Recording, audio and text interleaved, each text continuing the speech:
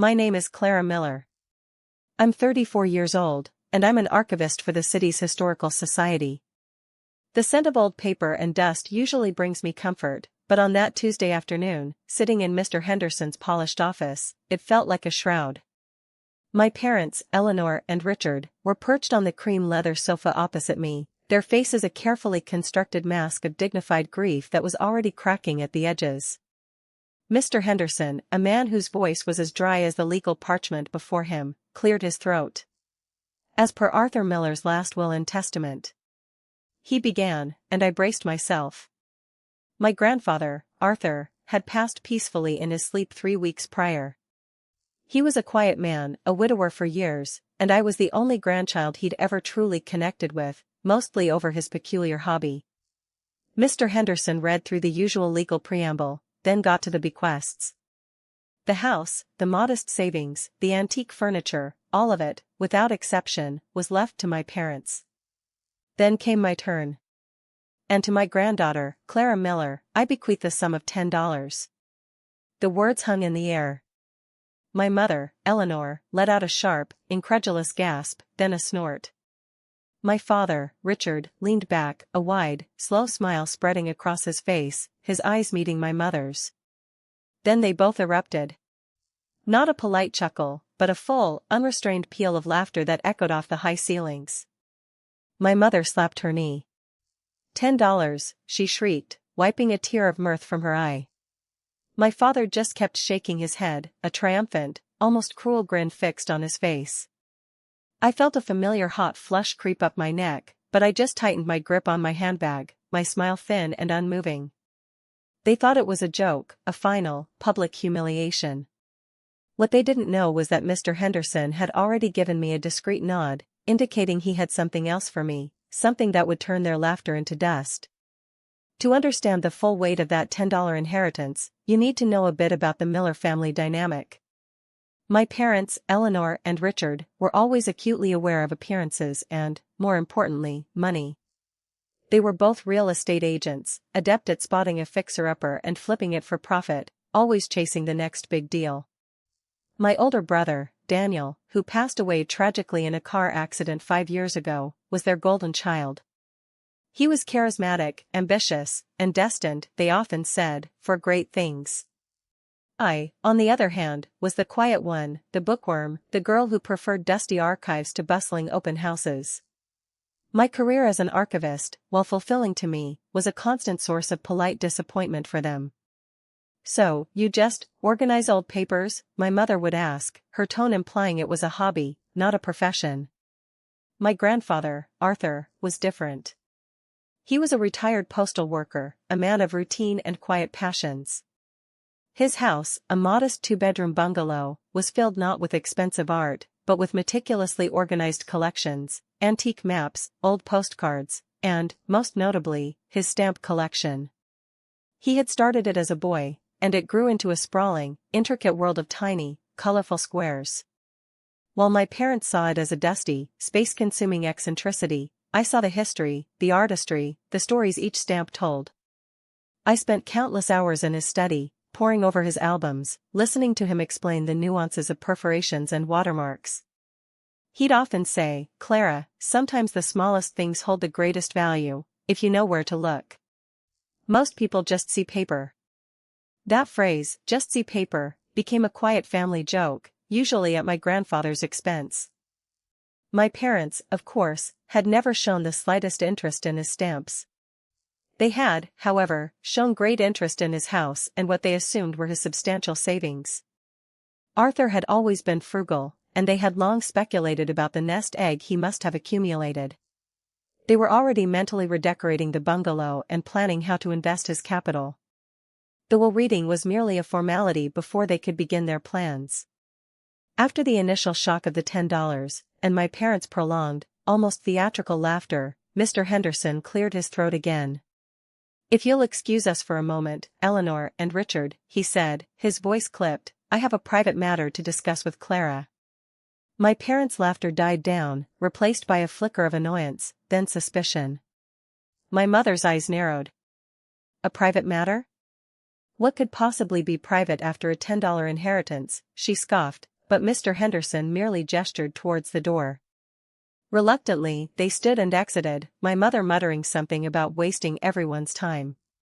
As soon as the door clicked shut, Mr. Henderson reached into a drawer in his large mahogany desk. He pulled out a thick, cream-colored envelope, seal D with red wax.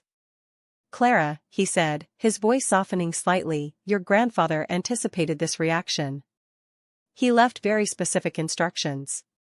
He pushed the envelope across the desk towards me. It felt heavy in my hands. My name was written on the front in my grandfather's elegant, slightly shaky script. I broke the seal carefully. Inside was not another will, but a handwritten letter from my grandfather, dated 6 months prior. His familiar handwriting filled the pages. "My dearest Clara," it began. "If you are reading this, it means my children have shown their true colors, as I expected. They see only the surface, the immediate gain. They will have dismissed the $10 as an insult, not understanding it was a key." My heart began to pound. He had known. He had truly known them. The letter went on to explain.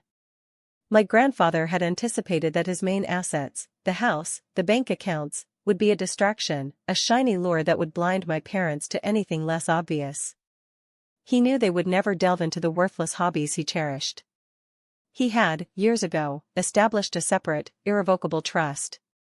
The $10 was not the inheritance itself, but the trigger for the trust's activation, a specific clause he had written that required a nominal bequest to a designated beneficiary to initiate the release of other assets. The true inheritance wasn't money in a bank account, not directly. It was his entire stamp collection. But not just any stamp collection. He had spent decades meticulously building it, not just for its aesthetic value, but its monetary one. He had quietly invested in rare and historically significant stamps, many of them obscure to the untrained eye but highly coveted by serious philatelists. He had documented every purchase, every appraisal, every provenance detail in a series of ledgers that he kept hidden behind a loose brick in his fireplace. "Remember our penny black discussions?" the letter read. "That was just the beginning. I've included a list of specific items in the trust documents that will guide you." The letter concluded with a simple, poignant line, "You, Clara, always looked deeper than just paper. You saw the stories, the history, the true value. This is for you, my dear, because you understood." Mr. Henderson then slid a thick file across the desk. "This," he explained, "is the trust documentation. It was filed years ago, completely separate from his main estate. The $10 you received today, while legally part of his will, was also the final condition to activate the transfer of this trust to you. Your parents, as beneficiaries of the primary will, had no legal claim or access to this information." He explained that the trust contained not only the physical collection, but also a dedicated fund for its maintenance and, crucially, for Clara to manage or sell it as she saw fit. He had even arranged for a reputable auction house, known for handling high-value philatelic collections, to provide an initial appraisal. The number Mr. Henderson mentioned for the collection's estimated value made my head spin. It wasn't millions, but it was a substantial, life-changing amount, far more than anything my parents would inherit from the house and savings. My parents, meanwhile, were already making plans. The next day, my mother called, bubbling with excitement. "Clara, dear, your father and I are going through Arthur's old things. So much junk. All those dusty old stamp albums. We're just going to donate them, or maybe try to sell them at a garage sale for a few bucks. Wouldn't want to clutter up the house for the new owners, right?" Her tone was dismissive, almost pitying, as if she were doing me a favor by clearing out my grandfather's worthless possessions. "Just paper," she said, echoing the old family joke, but this time with a note of finality. I took a deep breath. "Mom," I said, my voice steady, "don't touch the stamp collection. It's not yours to sell or donate." There was a stunned silence on the other end. "What do you mean it's not ours?" she finally sputtered. "It's in the house, and the house is ours. It's just old paper." "No, Mom," I replied, "it's not just paper. It's part of a separate trust. And it belongs to me. The confrontation with my parents, facilitated by Mr. Henderson, was not pretty. They stormed back into his office a week later, red-faced and furious, clutching printouts of the original will. They accused me of trickery, of manipulating my grandfather, of somehow forging documents. Mr. Henderson, however, was calm and methodical. He laid out the trust documents, the activation clause, the decades of meticulous record-keeping my grandfather had done, all notarized and legally binding. He explained that because the trust was established years ago and activated by a specific condition, my $10 inheritance, it was entirely separate from my grandfather's main estate. The stamps had never legally been part of the assets they inherited. My mother shrieked, "He tricked us. He deliberately humiliated us with $10, and then he gave everything valuable to her." My father just stared at me, his face a mask of utter disbelief and raw anger. They tried to argue, to find loopholes, but there were none. My grandfather had been thorough. The trust explicitly stated that I, Clara Miller, was the sole beneficiary and executor of the collection. Their worthless garage sale items were, in fact, the bulk of my grandfather's true wealth.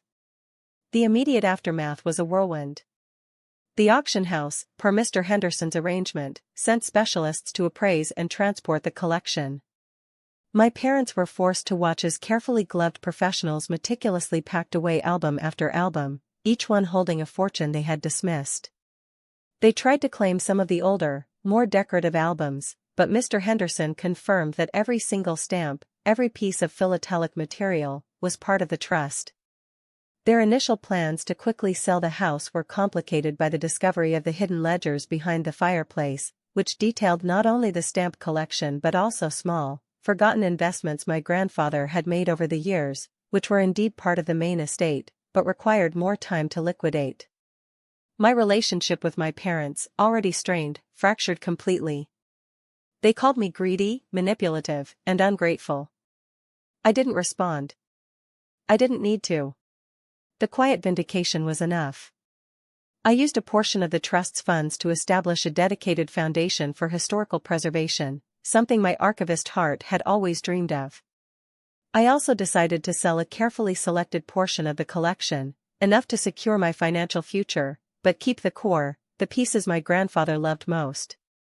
A few months later, I found myself back in my grandfather's study, now empty of his albums, but still carrying the faint scent of old paper. On the small, worn desk, I placed a single, crisp $10 bill. It wasn't just paper anymore. It was a promise kept, a quiet testament to a man who saw true value where others saw only surface, and a daughter who finally understood.